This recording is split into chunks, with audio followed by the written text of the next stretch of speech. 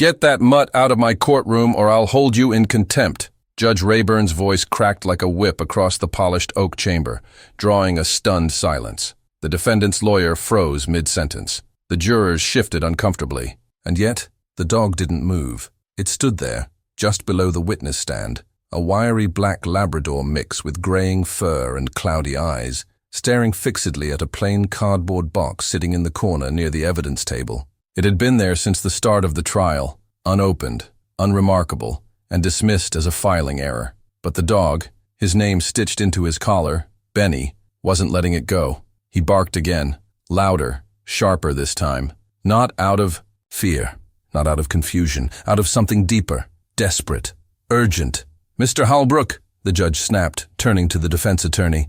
"I said remove the dog, now." But James Holbrook didn't move either. He stood there beside the dog, lips pressed in a thin line, a shaking hand resting on Benny's head. "I understand, Your Honor," James finally said, voice unsteady. "But please, just let me check the box first." "You're testing my patience," the judge growled. But something in the way James spoke, the crack in his voice, the way his knees slightly buckled under grief or fear, made Rayburn hesitate. Slowly, with a sigh, he gestured toward the box. "Make it quick." James knelt beside the box. The room held its breath. Even the stenographer paused, fingers poised mid-air. Benny paced in tight circles, whimpering now, as if sensing that time was running out. James peeled back the tape and lifted the top flap. At first, nothing. Then, a sound. Soft, rhythmic. Breathing. James reached inside and pulled out a folded wool blanket. Then another. And then, beneath it, something warm and trembling. A newborn baby, still alive. Wrapped in a hospital-issued towel, skin flushed from the cold, lips faintly quivering. The courtroom gasped in unison. Someone cried out. The judge shot up from his bench. "Call an ambulance," someone yelled. "Now!" James gently cradled the infant, eyes full of disbelief and anguish. She must have been in there for hours. The prosecutor, pale as the baby's towel, stumbled back from the evidence table. "That's impossible. The box came in. From archives, last week." "No," James said hoarsely. "I packed that box myself. It wasn't this one. This box. This wasn't supposed to be here. It's been switched." Benny barked again, wagging his tail now, circling the baby like he was guarding something sacred. Judge Rayburn descended from the bench, his hands trembling as he approached the child. He had served 32 years, presided over murder cases, war crimes, racketeering, but nothing had ever turned his knees to water the way that tiny breath just had. "Where's the mother?" he whispered. "Who would do this?" James met the judge's gaze, his eyes filled with a kind of broken knowledge. "You're not going to believe this, sir, but the mother, she was one of our witnesses. She disappeared 3 days ago. Her name was Kira Hart, a domestic abuse survivor." The prosecutor's jaw clenched. "She was supposed to testify today." "She was scared," James replied. "She told me if anything happened to her, she'd try to get help to the baby. Somehow." He looked down at Benny, eyes welling up. I think he found her, or her trail. That's why he was barking all night. He knew. And I didn't." "Listen," the baby stirred in his arms. A bailiff stepped forward, reporting breathlessly that emergency services were on the way. The courtroom was in chaos now, but no one could tear their eyes from the child, or the dog who had refused to sit quietly while a life cried unheard in a forgotten corner. Judge Rayburn sat heavily in the witness chair, wiping a trembling hand across his face. "No," he whispered, barely audible. "No more silence. Find out who did this, and find Kira." The dog sat at the judge's feet now, calm at last. He had done his part, and what unfolded next would be a story the court and the country would never forget. The ambulance sirens hadn't even faded when the whispers began. Reporters circled the courthouse steps like vultures, their notebooks clutched tighter than their coats. But inside the courtroom, there was no noise, just the eerie hum of the lights, the lingering warmth of a newborn no longer in the box, and a dog sitting patiently near the stand, his head tilted, ears flicking at every creak in the floor. Judge Rayburn sat back on the bench, but he hadn't spoken in minutes. His expression was unreadable, jaw clenched so tightly his temple pulsed. James Holbrook stood like a statue, his hands still trembling from holding the child. He couldn't get the weight of her out of his arms even though she was gone now, safe, wrapped in the arms of paramedics who rushed her into warmth and light. The courtroom had just witnessed a miracle, but James knew better. This wasn't luck, it was a warning, and somewhere nearby, a mother was still missing. "I need this court cleared," Judge Rayburn said finally, his voice lower than usual, stripped of its usual authority. Except for Mr. Holbrook and the dog. The bailiff nodded and began ushering out the remaining crowd. Even the prosecution team filed out without objection, dazed and pale. Within moments, it was just James, the judge, Benny, and 2 deputies standing near the chamber doors. Rayburn leaned forward. "What aren't you telling me, Mr. Holbrook?" James hesitated. He looked down at Benny, who was now lying flat, one paw crossed over the other, eyes fixed on the empty box in the corner. The air around it still felt wrong, still heavy. "I didn't bring Benny here to make a statement," James said slowly. "I didn't even plan to have him in court. He followed me this morning. I thought he was just being clingy, like he gets when something's off. But then, he wouldn't leave that box alone. That's when I remembered something." Rayburn said nothing, just watched with weary eyes. James continued, voice cracking. 3 nights ago, I got a call from Kira. She was panicking. Said someone had broken into her apartment. She didn't call the police. Said she couldn't. That she didn't trust anyone except the court-appointed investigator. Said she had something she needed to turn in, but didn't know if it would ever reach the trial. He paused, trying to keep his breath steady. "She asked me about the archive room. If someone could sneak something into the courthouse, what box would get the least attention? I told her, if she was ever in danger, drop it in with the inactive evidence. No one checks those until after sentencing." Rayburn's eyes narrowed. "You think she hid the baby in a box meant for storage?" "I think she had no other choice," James whispered. "She was desperate, and she trusted someone to bring that box in today. I don't think it was an accident that it ended up in this courtroom.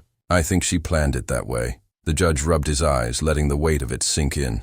"Then the bigger question is, where is Kira now?" "I don't know," James admitted, "but I have an idea of where to start." He stepped back and reached into the side pouch of his worn satchel. From inside, he pulled out a worn photograph. It was creased down the middle, stained with time, but the image was clear. A small, weathered cabin beside a lake, surrounded by bare trees. In front of it stood a little girl, about 6 years old, and behind her, a young Kira, not yet battered by life, smiling faintly. In the far corner, almost cut from the frame, was a man with thick arms crossed over his chest. His face was shadowed. "This was Kira's childhood home," James said. "She showed it to me once. Said she'd never go back unless she had no other place to run. Said he still lived there." "He?" Rayburn asked, voice low. "Her father," James replied. "His name's Elias Hart." The name dropped like a stone. Rayburn's lips parted. "The same Elias Hart who served 6 years for manslaughter. In 97, the one who claimed self-defense in a domestic dispute with his own brother." James nodded grimly. She never spoke much about him, but she said he had guns, a temper, and one twisted view of justice. If she's hiding and scared for her baby's life, that's where she would have gone. And if she didn't make it, there. He didn't finish the thought. He didn't need to. Rayburn turned to one of the deputies. "Send a team, immediately. Take Mr. Holbrook and the dog with you. I want that cabin found before midnight." As the deputy nodded and reached for his radio, Benny stood up, tail stiff, posture alert, like he understood every word. James placed a hand gently on his back. "She was trying to protect her child, Judge. And whoever she was running from, he knows she tried." Rayburn sat back, looking every bit of his age now.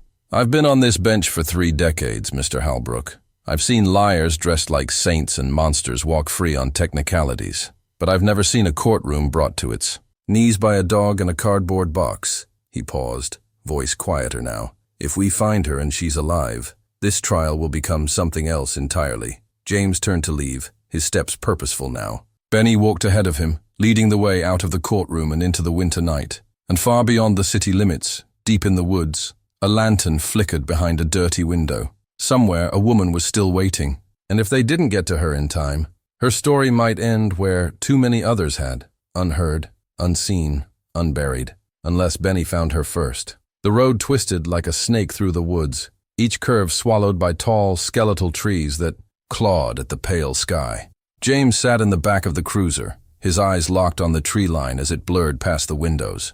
His heart thudded with every mile marker they passed, the silence between him and the deputy up front thick with urgency. Benny, riding beside him, stood alert, his nose pressed to the crack in the window, ears twitching at every new sound. He hadn't barked since they left the courthouse, but something in the way he held himself, rigid, focused, told James the dog already knew they were close. Lake Aldridge was the kind of place people forgot about, the kind of place you only mentioned in passing when describing a childhood best left buried. There were no street signs, no porch lights, just gravel, snow, and a suffocating stillness that stretched for miles. When the cruiser finally rolled to a stop at the end of a narrow path, the deputy cut the engine and reached for his sidearm. There's a structure ahead, about 40 yards through that brush. Matches the layout from the photo you gave us. James didn't wait for the rest. He opened the door and Benny jumped out, landing light in the snow before darting forward, nose to the ground. James followed, heart pounding harder with every step. The trees opened into a clearing, and there it was, the cabin. It looked just like the photograph, except older now, slumped in on itself like it had stopped pretending to be a home a long time ago. Smoke curled from the chimney, but not like someone was keeping warm. It was faint, sporadic, like the fire had been left unattended too long. The deputy raised a hand, signaling for caution, but Benny didn't wait. He bolted straight for the door. "Benny, wait!" James called, but the dog ignored him, pawing. At the base of the front door, whining now, soft but urgent. Then they heard it. A noise inside.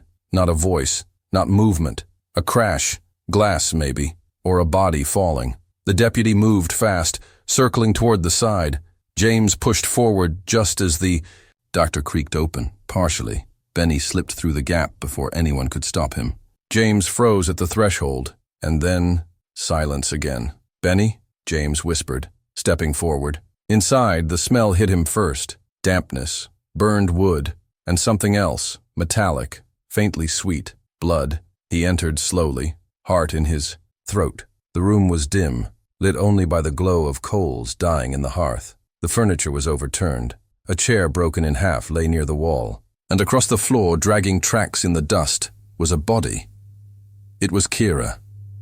She was curled in the corner, her back against the wall, her face swollen and bloodied, her arms wrapped tightly around her midsection. And there beside her was Benny, licking.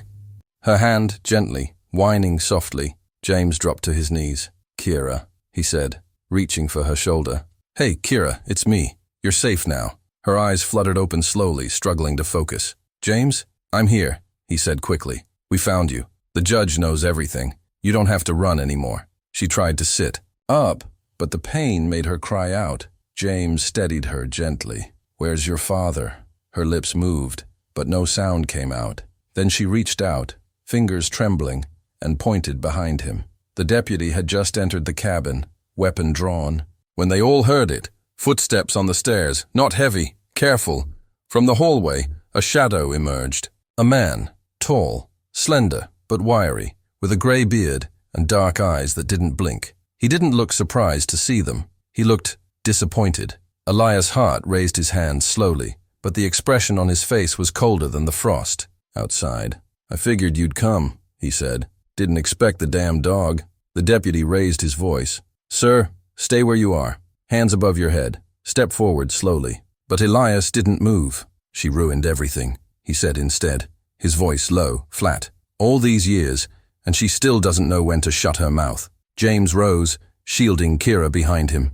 "She protected her daughter," he said. "Something you clearly never did." Elias's lip curled. "That baby was born to wreck her life, same as she did mine. I told her not to testify, told her what had happened."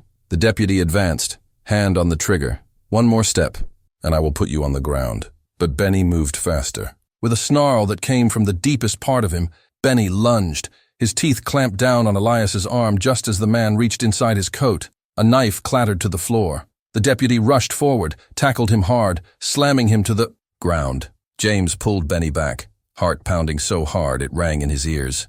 Elias was handcuffed and read his rights while face down in the dirt.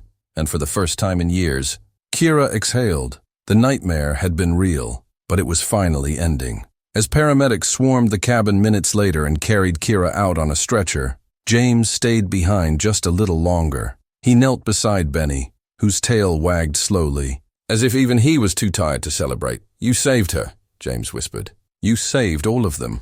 Outside, Red and blue lights cut through the dark woods, but inside the cabin, a fire had begun to die, and with it, the last shadows of a man who thought no one would ever come looking. The hospital room was quiet, except for the soft beep of a heart monitor and the occasional hum of distant footsteps in the hallway. Snow tapped gently against the window pane, melting into little rivers that slid down the glass. Kira lay motionless on the bed, her face pale, the bruises along her cheekbone already turning deep purple. Her left arm was in a cast. Her lip was split, but she was breathing. She was alive, and for James, that was enough, for now. He sat beside her, shoulders slumped from exhaustion, one hand resting on the edge of the mattress. Benny sat at his feet like a sentinel, eyes locked on the door, as if daring danger to come near again. For the first time in days, James let his eyes close, but he didn't sleep.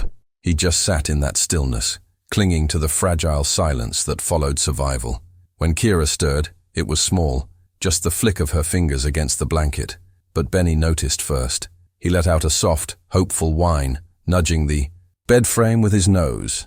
James looked up, just in time to see her eyes flutter open. "Hey," he whispered. Kira blinked slowly, like it hurt just to focus. "The baby? She's safe," James said gently. "Hospital took her in right away. They said if she'd stayed in that box an hour longer, but she didn't. You did it, Kira. You saved her." Tears welled up in her eyes, but she didn't let them fall. Instead, she looked away, toward the window, where the snow had thickened into a soft curtain of white. "He said he wouldn't hurt her," she murmured. "Said he just wanted to make sure I didn't talk. I didn't think he'd go that far." "You were right to be scared," James said, "and you were right to hide her. But I have to ask you something, and I need the truth, no matter how much it hurts." She met his gaze again, her expression fragile but braver than anyone had a right to be after what she'd been through. "Did Elias ever threaten the court? Or the people involved in your case?" Kira swallowed hard. "Not directly, but he knew things. Said he had connections, people who owed him favors. I think someone helped him sneak that box in. Someone inside the courthouse." James stiffened.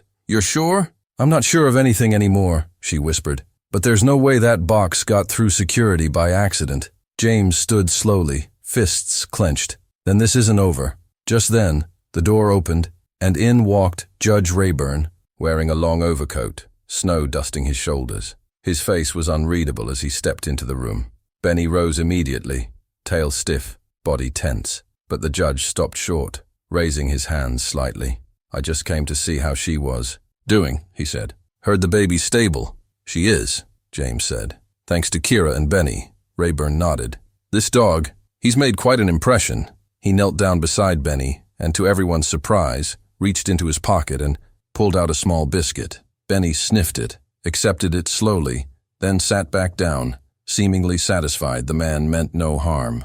Rayburn stood again, his expression darkening. "James, you mentioned earlier that the box might have been swapped, that someone at the courthouse helped Elias. I still believe that," James said firmly. "Kira never told anyone outside the court where to drop it. Only someone inside could have manipulated the chain of custody." Rayburn looked out the window for a long moment before speaking. "Then we may have a bigger problem than just Elias Hart." He stepped closer to Kira, softening his tone. "You said he bragged about having allies. Do you remember any names?" Kira nodded slowly. "Just one. He said it like a joke. Don't worry, the clerk's got clean hands." I didn't know what he meant then, but now, James finished it for her. He meant Harold Dean, the senior clerk. Rayburn's jaw tightened. "Dean's been with the court for 22 years. If he was involved, we don't know how deep it goes," James interrupted. "But we know where to look now." Just then, a nurse appeared in the doorway with a clipboard in hand. "Sorry to interrupt, but we need to take her in for a scan.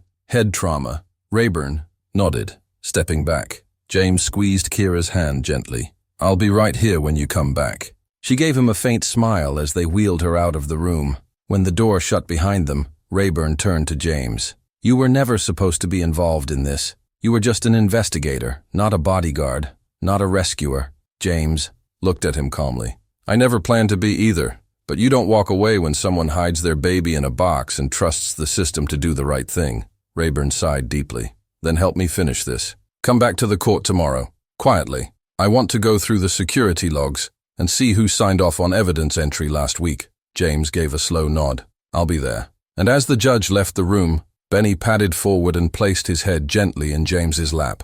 The moment was soft, but it was clear. This wasn't the end. They had cracked open something darker than any of them had expected. And in the heart of winter, with a baby rescued and a woman still healing, the truth was just beginning to thaw. Next morning, the courtroom felt different. The same walls, the same benches, but a weight had lifted, one made of fear, silence, and long-buried truths. James walked in without ceremony, his coat damp from the snow and his heart heavier than he let on. Benny padded beside him, calm and alert, his presence no longer questioned. He had earned his place here, more than most. Inside the judge's chambers, Rayburn waited with a stack of printouts and a tired expression. He didn't greet James with words. He simply turned the pages toward him, showing the evidence log entries for the day the box had been checked in. James scanned them quickly. There it was. Harold Dean's signature. Clear, unmistakable. And, beneath it, a second one. Initials. Barely legible, but enough to raise a red flag. Dean hadn't acted alone. Rayburn spoke quietly, like the walls still had ears. We've already sent internal affairs. Dean is in custody. Turns out he's been covering for more than just one man. Evidence manipulation. Suppressed testimonies. It goes deeper than we thought. James nodded slowly. He should have felt victorious, but it wasn't victory. It was vindication wrapped in grief. Kira was still recovering, her baby in a neonatal unit just 2 floors above her. There would be no easy ending, just a new beginning forged in pain and courage. Outside, snow continued to fall in thick curtains, blanketing the courthouse steps. James sat there for a while after everything was signed, just watching people pass. Lawyers, clerks, reporters, some who had doubted him, others who had ignored the signs altogether. But he didn't need their apologies. What mattered was already safe, alive, and waiting. Later that afternoon, he stood beside Kira's hospital bed again. She was stronger now, propped up with pillows, her skin warmer, and her voice clearer. The doctors had just brought her baby in, tiny and bundled in soft yellow fabric. Kira held her daughter with the kind of gentleness that only someone who had nearly lost everything could offer. James placed a hand on Benny's head. The dog watched mother and child intently, as if memorizing the moment. "She's perfect," James said softly. Kira smiled, tears glinting in her eyes.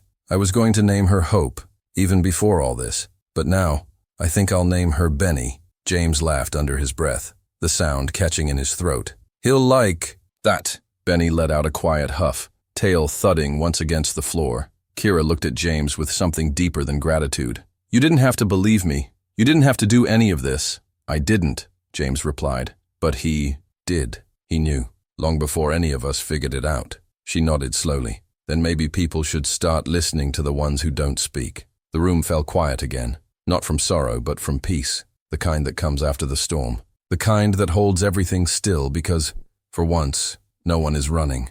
And as snow fell quietly outside, a mother rocked her child in her arms. A man stood silently with a dog at his feet, and the world, just for a moment, felt like it had righted itself. Not perfectly, not forever, but enough to begin again.